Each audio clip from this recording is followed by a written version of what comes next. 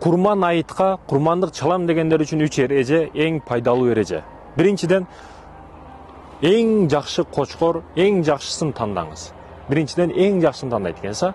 Эгерде өзүңүз багуудагы кочкорлоруңуз, койлоруңуз болсо, ошонун ичинен эң жакшысын тандаңыз. Сиз Аллах үчүн берип атасыз, урматтуу мекендешим, бергениңизде. Андан кийин экинчи маселе, 3 бөлүккө бөлөсүз, 1 бөлүгүн сөз түрдө жетим, жесир, гарип, мискиндерге, атайын өзүңүз тууган уруңуз бар, тууган урук болсо кошуна бар, андан болсо андан башка эң биринчи тууган урукка бергенин аракетин кылыңыз. Тууганым душман, ал керек учурда мындай кылган эмес деп отурбаңыз.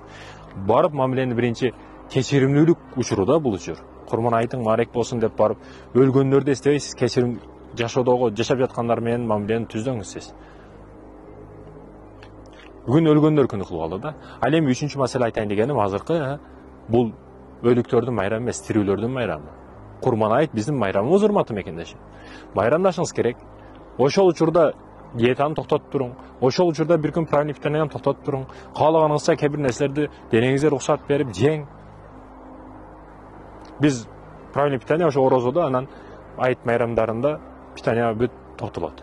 Айтайын дегеним, урматтуу мекендештерим, майрамды өткөзүш керек де. Бүт барсаң айылдарда азыр бардыгы мүрзөгө чыгып кеткен болот да. Да, ал каалаган учуруңузда Куран окуп, Аллага багыштасаңыз болот. Ал качып кетпейт. Жете турган жерге жетип бүттү алар.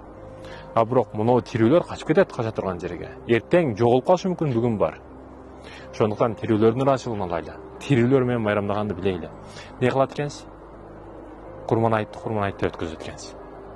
Кочкордун жакшысын тандайт экенсиз. Майрамды өткөзөт экенсиз.